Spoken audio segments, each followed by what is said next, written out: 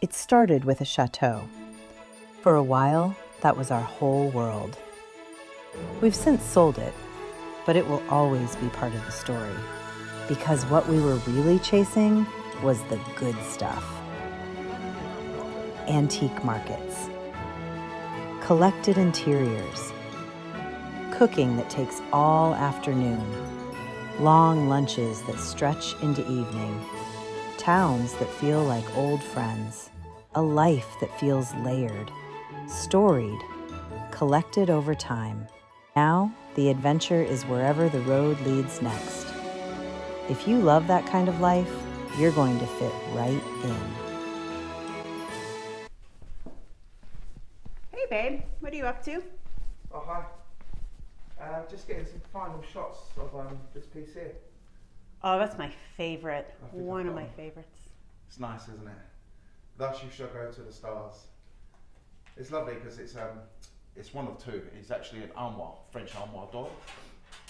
And yeah, I've always loved this piece. Just the detail in it. It's beautiful. I know. Oh, it's stunning.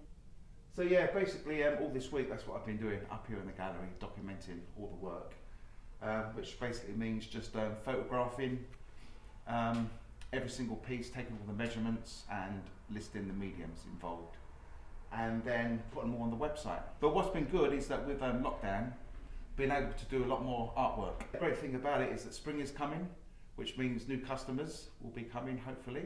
So it's just getting everything prepared. So everything's presented the way it should be. So what's left? So yeah, the only thing I need to do is photograph the demijohns over there. I've looked through the lens and they look great, you know, but I think a little bit cluttered, a lot going on in the background. And because it's glass, obviously, you're seeing through that. So I thought to sort of maximise the detail in each demijohn, it might be nice to take them out as it's such a glorious day. I was thinking at the back, up against the cypress trees. Oh, that'll look nice. Yeah, it's a nice way to sort of document artwork, I think, up against nature. So I'm just going to go down and do that now. Okay, I will follow you down. Yeah, it'd be nice to get out in the sun. It's been a bit brisker this morning, hasn't it? Okay, let me just shut this off. I'll leave my list here, come back for that later. Okay? I love your little list. Cracks me up. I do everything on the computer, but you have your lovely handwritten book. Okay. So we'll start with these two.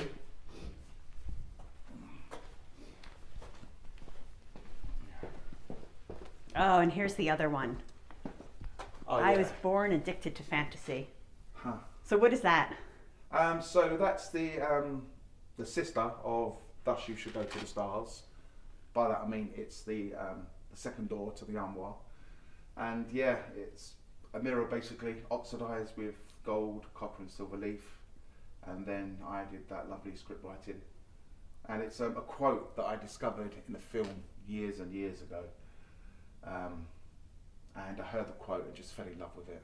And it's kind of sort of something, I don't know, it's just, it resonates with me. Of course it does. Well, the love child of Peter Pan and Mary Poppins. Of course I was born addicted to fantasy. Okay, into the sun.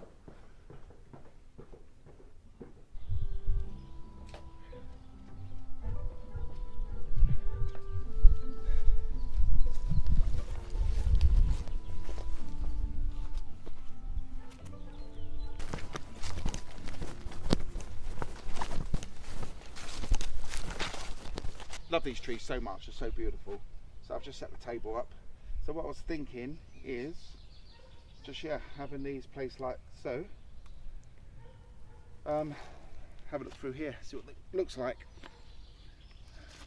So beautiful though, isn't it? It's amazing, I love it. Where's your sheep this morning? They're watching you. Over here. You see him?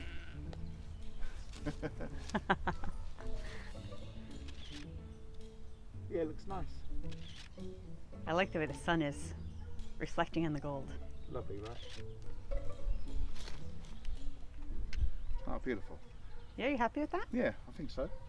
I think what I like to do is document each one, of course, so that's listed individually, but maybe do a little group photo, demijohns. hanging out at Lomini. How nice would that be? And it'd be nice seeing them all together because they're all varied colours, of course, and some have got banners on, etc. So I'm just going to go and fetch the other ones, and yeah, I'll come back and carry on documenting. Sounds good. I do love when they're grouped together. Yeah, it's nice, right? Yeah. Yeah, so I always think that if there's a collection, you know, like some people collect icons or the Statue of Mary, demijohns or keys or books. They're always lovely on their own, but I found that staging is always important, right? And it's always nice when you get one or two of the same kind of genre together, because then it does become a collection, and it's an interesting way to display things in bookcases or on a mantelpiece. So yeah, I'll go and grab a few more. I need more hands, that's what I need. And they're so big. They're not particularly heavy, would you? Yeah. Yeah, that'd be nice. All right. We should get the sheep to work. They're like the donkeys in Spain. Look, it is Spain, isn't it? The donkeys, where they wear the straps and they have all the big demijohns in. Wine. Let's do that with the sheep. Yeah, well, they're a little clumsy because as we can see right behind you, they broke the fence, didn't they? Oh yeah, of course. Got to fix that. Add that to our list of projects. So what they like doing is coming along to the fence line and having a good old scratch like Baloo from Jungle Book. And it's a funny thing to see because they will literally ground themselves like this, then lean into the fence at an angle. Every time I'm having my morning coffee, you see the fence go like this, you know. I mean, the fence is good, it's quite substantial, but you forget how heavy these lawnmowers are. They really are. And once they anchor themselves and push, and they go up and down, I mean, it's adorable to see, but it just means more work for you and I. Johnny is busy cleaning his demijohns for his little photo shoot. Oh, and it looks like the 9 naughty sheep are coming to help him. Hey, your wish came through. The sheep are coming to help. Look at them. They're so curious. It's always Polly. Look at her. Hey, Polly. Hey, Polly.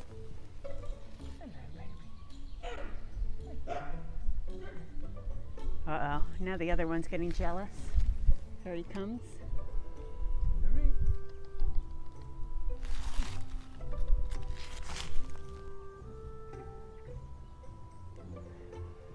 All right, babies. Daddy has to work.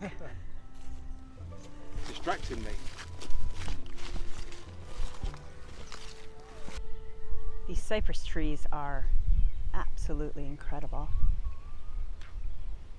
Oh, look at that. Sheep on one side, sausage dog on the other side, Johnny cleaning his demijohns, and a French flag. Doesn't get better than that.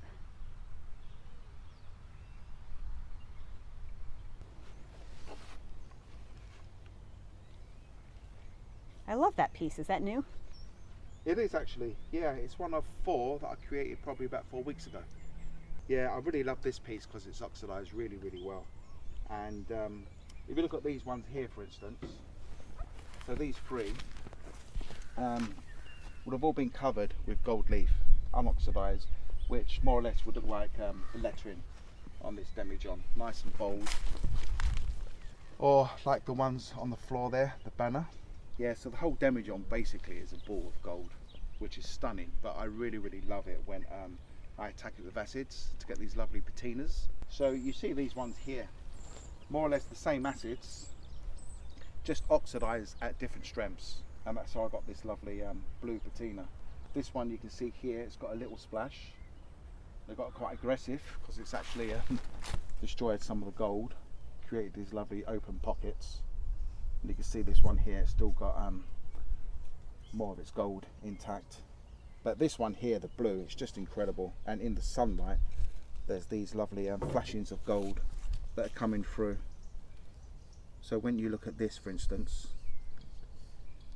I was able to stop this part oxidizing just by adding more water. But the top part here, from the neck down, just loads and loads of acids. And then you get these lovely layers, basically. That's a lovely thing about discovering this technique of acids, is that I can direct it. More or less I know what colours I'm going to get with the particular acid that I'm using, And of course, what would oxidize with one colour on gold will react totally different to genuine silver leaf or copper. So yeah, it's quite a process, and it's taken me years and years to sort of to really understand and document how it does oxidize differently on different pieces. And in some way, I do feel a little bit like an alchemist, but reverse alchemy. And that's what's exciting, because an alchemist would take something very base like iron, and through their alchemical, wonderful, mystical mix, they will try to transmute that into something precious like gold. So what I like to call reverse alchemy, where I'll take gold and strip it down to something a lot more base, a lot more tarnished. And that's the result. It's incredible, it really is. And these have just been lacquered. You know, if you bring epoxy into it, like I do on my artwork, then these colours are magnified tenfold. Incredible. But we are getting distracted. I'm going to lose my son. The clouds are coming. I really want to crack on. Okay, photograph away. I could talk about this all day. You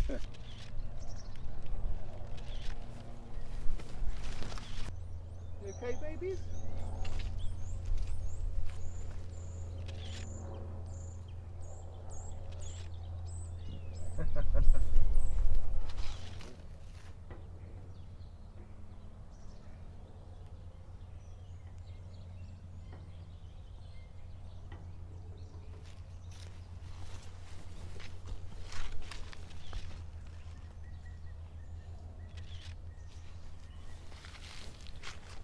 I'm very happy with the photos. I'm pleased we brought them outside.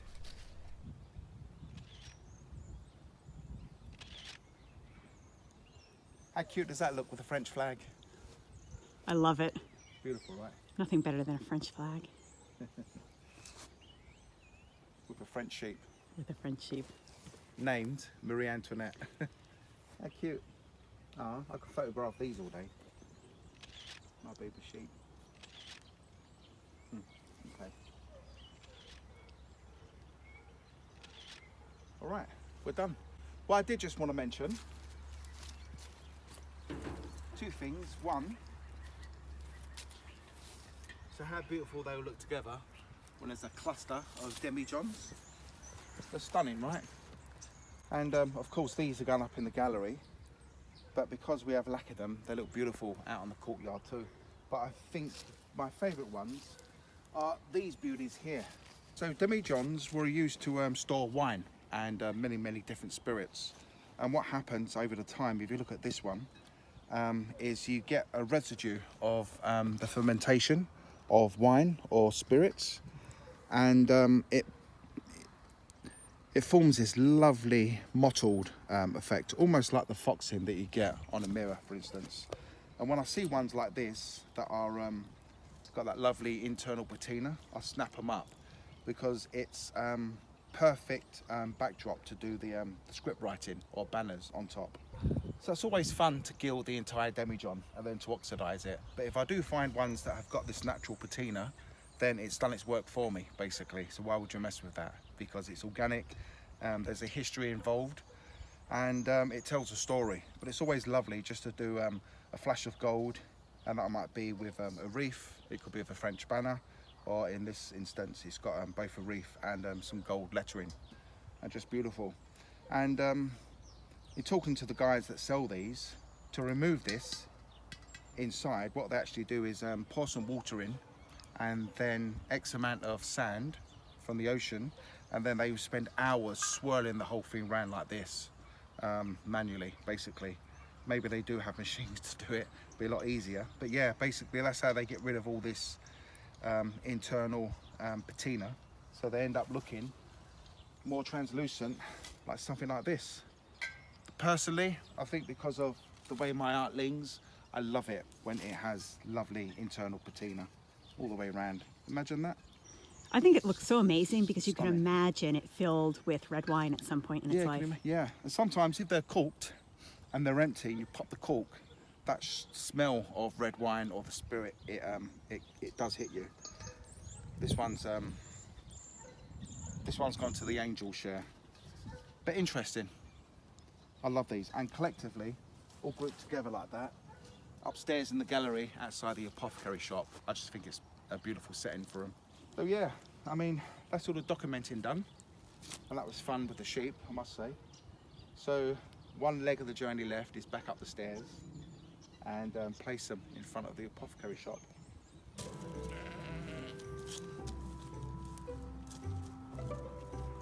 All right, so where are you going to put them?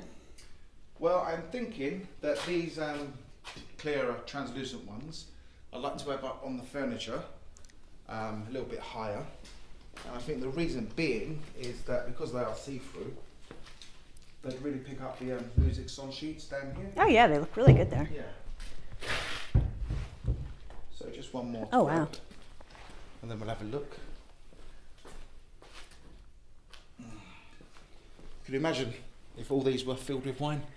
We wouldn't get any work done, would we? I wish they were filled with wine. Whiskey, rosé, red wine, and champagne. Oh yes. Yeah. So maybe something just like this. That looks really good. Yeah. Yeah, I think I like the clear ones up here. So reflective. One thing I do want to put in, when I was taking the photo, the French flag looked lovely in one, so I might just put it in this old crown one. Okay. Oh, look how many French flags we have. I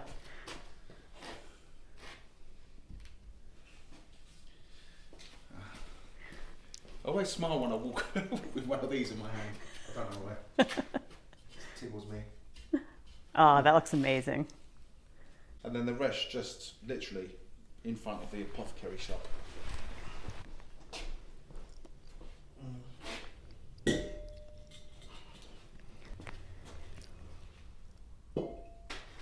Maybe something just like that. So I don't know what you think. Yeah, I think it looks really good. Yeah. Does it feel good to have everything done now? It does. It feels really good. And just to have something else ticked, done to completion. That is my little story about my beautiful demijohns and how they come to live at Chateau de Lomini in the Alchemy Art Gallery.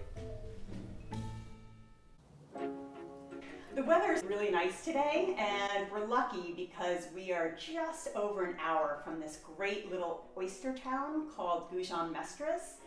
And it's just always a fun place to go. It has all these little oyster cabins, and Abernathy absolutely loves the beach there. So I thought we'd have a little picnic on the beach, and there's also a really good brocante there. So we're going to combine the trip, have a little beach picnic, and do a little brocante shopping.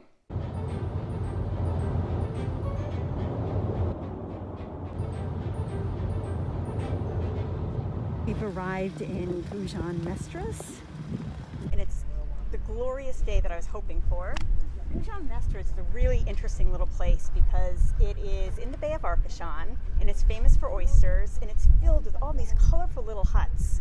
And there are probably dozens of tasting rooms where you can order a dozen oysters, and it comes with a glass of wine, and it's just the best, most relaxing place. I love it here. And what's really interesting is there are 7 little ports within Gujan-Mestras, and they're almost like fingers that go out into the Bay of Arcachon, and each one has its own feel, and each one changes with the tides. So every time you come, it kind of has a different feel to it. Normally, we would be tasting oysters right now and be sitting in the sun at an adorable little oyster shack, but they're all closed now, of course, because of COVID. So instead, we are going to have our own little picnic that I packed up earlier, and we're just going to enjoy the sunshine.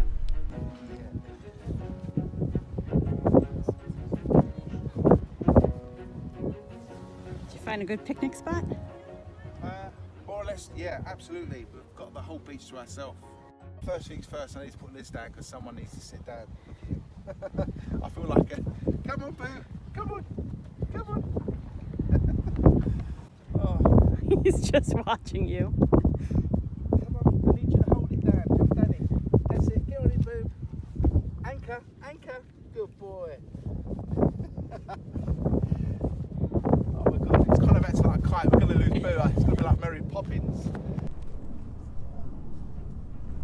So what's in our lovely hamper for our beach picnic? We've got our lovely tapenade, homemade. We have homemade jam with chili peppers in it for the cheese. And then We've got our little 3 different types of cheese. Just laughing at my boy, look at him. Abernathy wants to eat.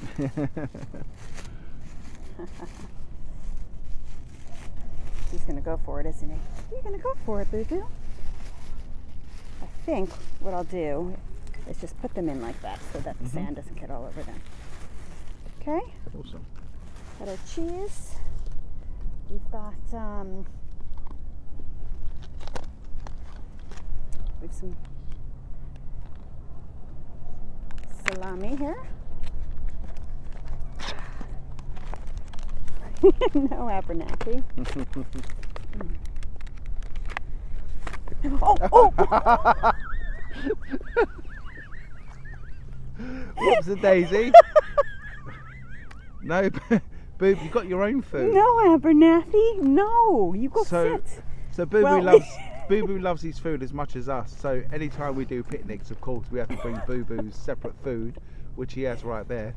But of course, he's not a dog, he's a human. He's a Hugh dog. He thinks it. I think he bit the hot peppers in here. Abernathy, no. Well, so we did have some lovely salami, but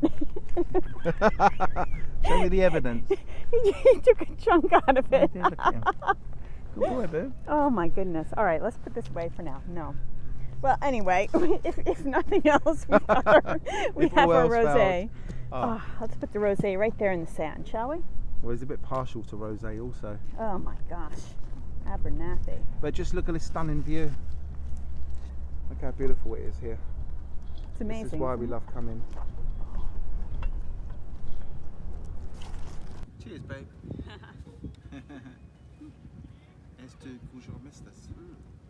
So how nice is this? This is amazing. It's lovely, right? Yes. You know what? It's like when I lived in Australia, of course, I lived with water everywhere. Oceans, waterways, rivers. So it was just a way of life out there. Here, it's just an hour and 20 minutes away. It's not far at all. But every time I come to places like this, particularly this little spot, it's just so tranquil, so pretty. Yeah, a little bit of Australia comes back, which is lovely. You're having fun, Boo Boo. Every time he comes to the ocean, he like loses 10 years, becomes a puppy again, and just runs everywhere. That's why we love bringing him here. We'll go for a walk in a minute, Boobs. But I think he's got designs on something that's in here. We better be quick, Boo, because the tide's coming in. Reminds me of Chitty Chitty Bang Bang. Look what happened to them. Started off on the beach, little picnic, fell asleep, and a whole nasty can of worms was open in this wonderful world. It's not going to happen to us today, Boob, is it? You don't care. As long as there's some meats in it. Oh. The artist is at work drawing a sausage dog in the sand.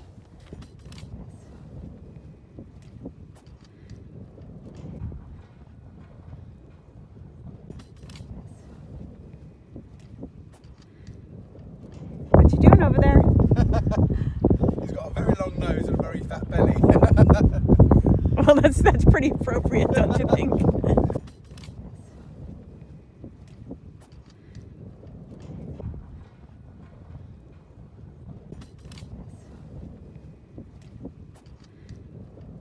There you go, he's smiling now.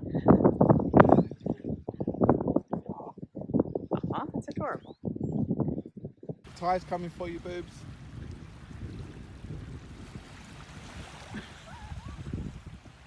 So I think it's about time we packed up our picnic and went for a little wander and check out some cabins, huh? I think he's got a different idea though.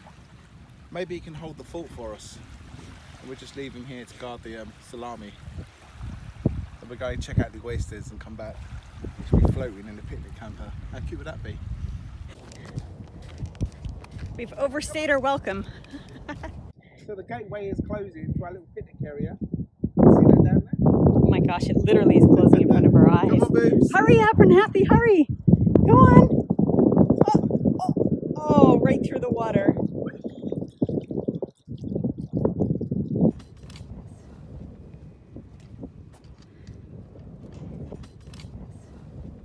It's actually quite warm.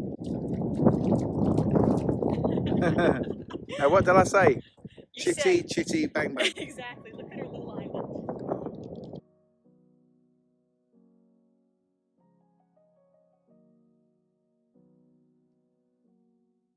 Warm weather in February. You can't beat that.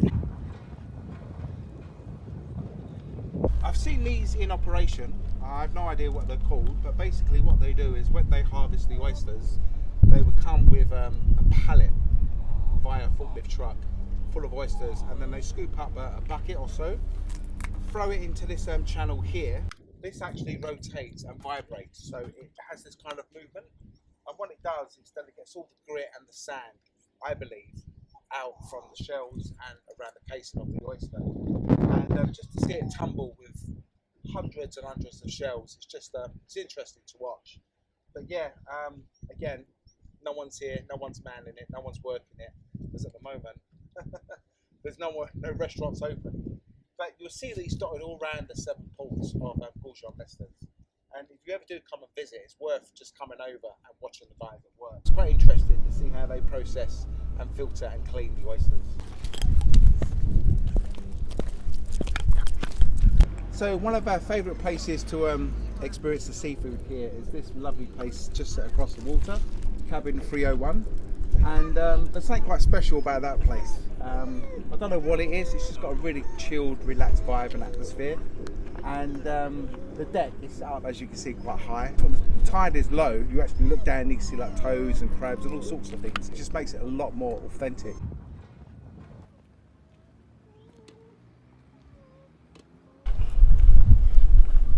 What, may I ask, are you doing? Well, as warm as it is, the bottle I'm talking about, I hate wasting wine. I'm sure we can take it home and chill it, but it's such a lovely day today. I'm really enjoying not working on the land or the chateau. So I'm gonna have a glass of wine. Cheers, everybody. I like this little spot here. I got my bench, got my hamper, got my wine, my tree, a few lanterns. Oh, gotta love France, right? Simple things. And that's what I love about this place. Once you go to a port where it is a working port like this one is, with these authentic cabins, oh, it's just glorious. However, we do have curfew and we have antiquities to them. And we have antiquities to look at. We have to go and buy some oysters as well. And I think I saw an oyster vending machine, which I think is really funny. Oh, so I think we should buy some oysters from the vending machine. Let's talk about that, because in our little village in Montpellier, most villages will have the obligatory post office, school, church and bakery. We have all the above minus the bakery. However, we do have French baguette spitting out vending machine where you rock up, put €1 in and out pops warm, freshly baked bread. And Ashley tells me, which I didn't notice actually, that there's a vending machine here where you throw coin in and out comes these wonderful oysters. So I'm quite excited to see that. So let's go and check it out.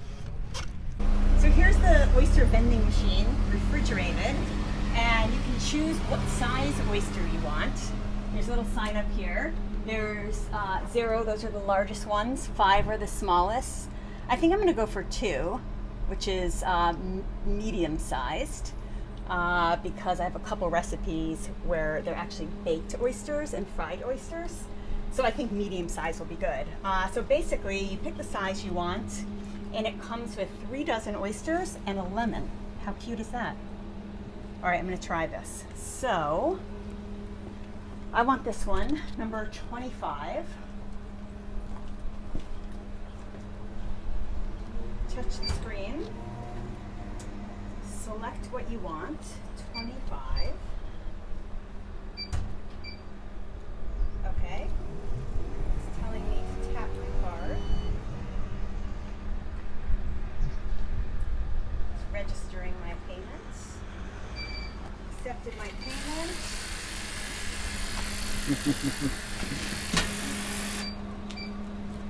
Look at that.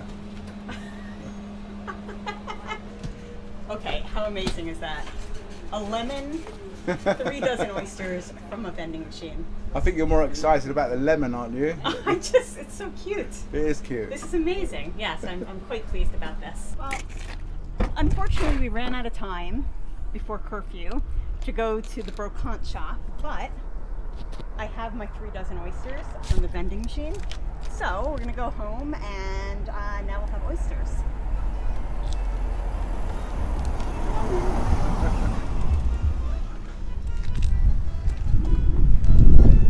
Coming up next week.